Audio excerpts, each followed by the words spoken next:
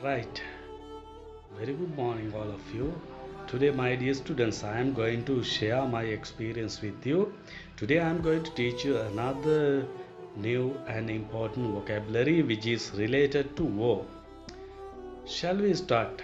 අද අපි පටන් ගමු එහෙනම් මේ යුද්ධය හා සම්බන්ධ වචන මාලාවේ පළවෙනි වචනය war කියලා කියනවා යුද්ධයට. war කියලා කියන්නේ යුද්ධයක්.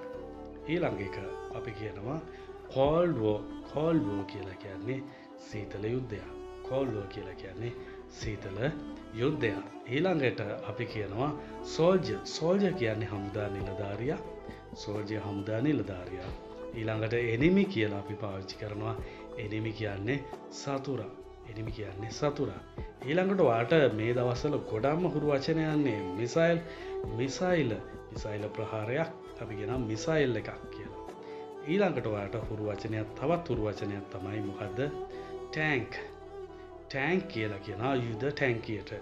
tank කියලා කියන්නේ යුද ටැංකිය. ඊළඟට warships යුද warships අපි පාවිච්චි කරන්නේ මුහුදු සටන්වලදී විශේෂයෙන් පාවිච්චි කරනවා.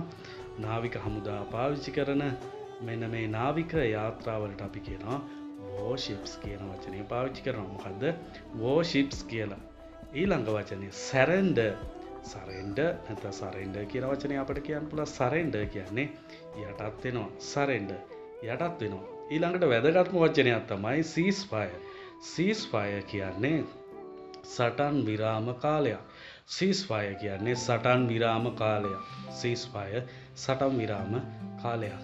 මෙන්න මේ වචන ටික වාට හොඳට ඉගෙන ගත්තොත් වාට යුද්ධය ගැන යම් ප්‍රකාශයක් කරන්නට ඔබට මේ වචන මාලාව උදා වෙයි. තවත් වචන මාලාවක් සමග උදේම ඔබ හා සම්බන්ධ වෙනවා.